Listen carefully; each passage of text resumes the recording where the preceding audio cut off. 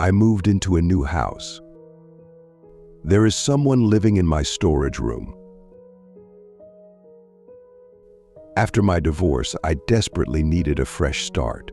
The split had been bitter, and the memories of my old house were too painful to bear. Every room seemed to whisper of arguments and heartache. My job as a software developer allowed me to work remotely, so I decided to move to a quieter town where I could focus on rebuilding my life. Leaving behind everything I knew was tough, but I was determined to find peace and regain a sense of normalcy. For weeks, I scoured online listings, visiting countless homes that just didn't feel right. They were either too modern, too cramped, or situated in neighborhoods that lacked the tranquility I craved. Then, I found it, an old, charming two-story Victorian house in a peaceful neighborhood. The house had a wraparound porch, large bay windows, and an inviting front garden filled with blooming flowers. It was as if the house was waiting for me to find it. The price was almost too good to be true, but the realtor assured me that it was simply because the house had been on the market for a while. It had a few quirks, she said, but nothing that couldn't be fixed. She showed me around, pointing out the high ceilings, the intricate woodwork, and the beautiful stained glass windows. Despite its age, the house had a certain warmth and charm that instantly appealed to me. Desperate for a change, I eagerly signed the papers and moved in, hopeful that this house would be the fresh start I needed. The first night in the house was uneventful, but filled with a mix of excitement and unease. I spent the evening unpacking a few boxes in the kitchen, admiring the antique fixtures and the way the moonlight filtered through the stained glass windows. It felt like the house had a story to tell, and I was eager to uncover it. I imagined the countless families that must have lived here, each leaving their mark on the house in some small way. As I settled into bed, the house creaked and groaned, the old wood settling in response to the cool night air. Around midnight, as I was drifting off to sleep, I heard a soft creaking noise coming from upstairs. It wasn't unusual for old houses to make noises, so I brushed it off and went to sleep, content with my new home. The bed felt comfortable, and for the first time in a long while, I felt a sense of calm. The next day, after a long day of work and errands, I returned home to find the kitchen light on. I distinctly remembered turning it off before leaving. I shrugged it off, assuming I must have forgotten in my rush to leave. Over the next few days, this happened repeatedly.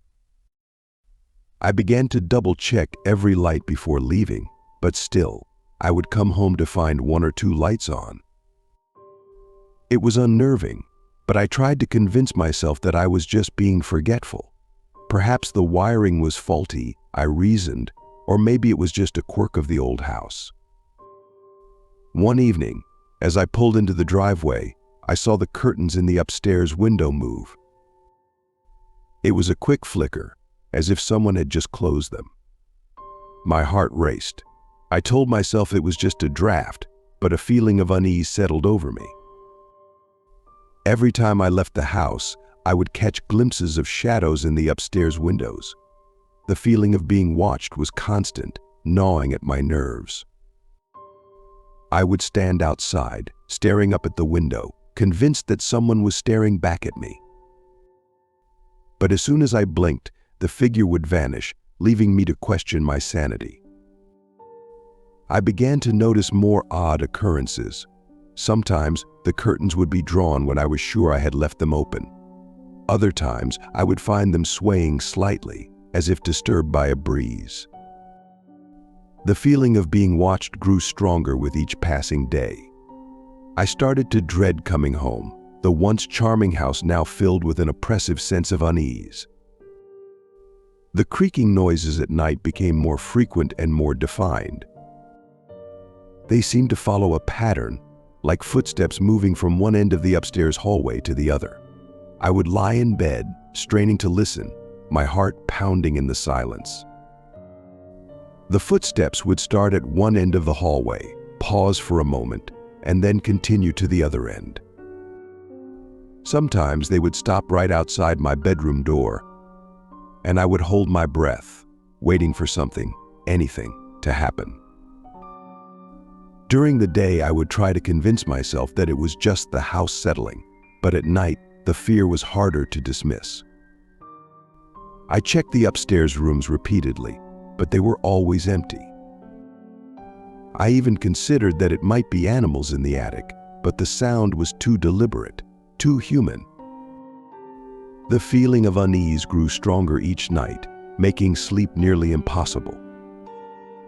I would lie awake, listening to the creaks and groans of the house, my mind conjuring up all sorts of terrifying possibilities. Items started to go missing, a spoon here, a book there. At first, I thought I was simply misplacing things. I had always been a bit absent-minded, and moving into a new house came with its own set of disorienting changes.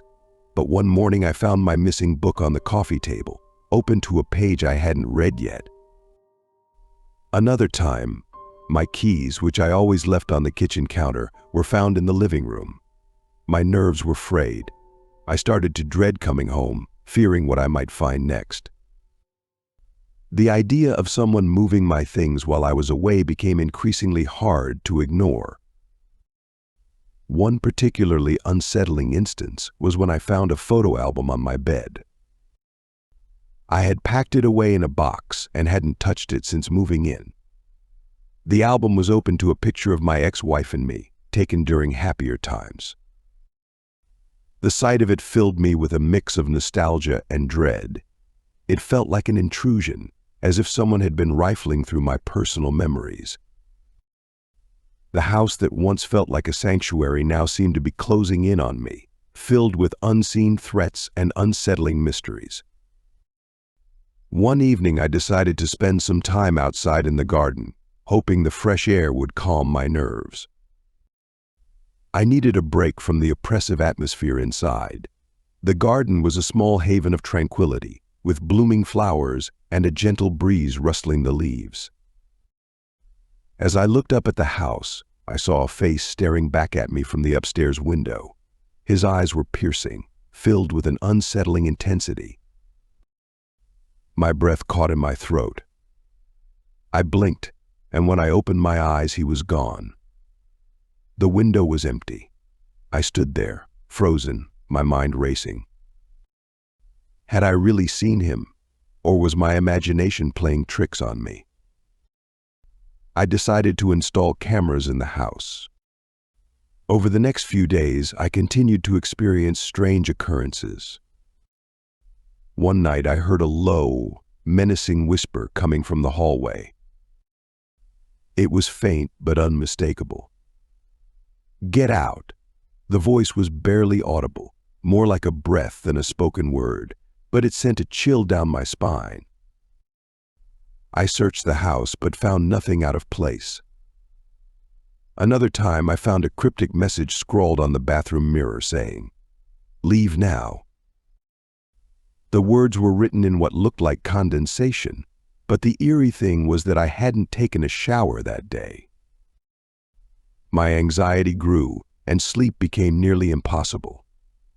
The air in the house felt heavy, oppressive, as if it were pushing down on me, urging me to leave. There was a small locked door in the hallway upstairs that I had never been able to open. It seemed out of place, a relic from another time. I had assumed it was just a storage closet or a place where the previous owners kept their valuables. One night, after hearing the familiar creaking footsteps, I decided to try again. To my shock, the door was ajar. I hesitated, then slowly pushed it open. The room was empty, but it was clear someone had been living there. There was a mattress on the floor, a few blankets, and some scattered personal items, a comb, a half-empty bottle of water, and a worn-out notebook. My hands trembled as I realized the truth.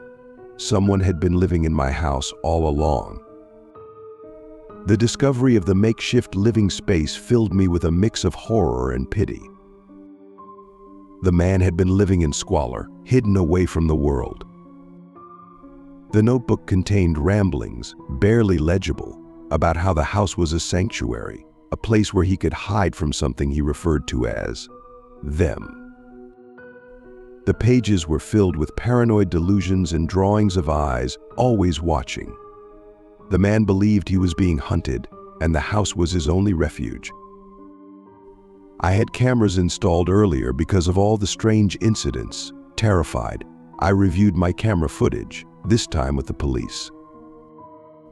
The camera recordings confirmed my worst fears. The man Harold had been living in my house, moving freely through the rooms when I was out or asleep.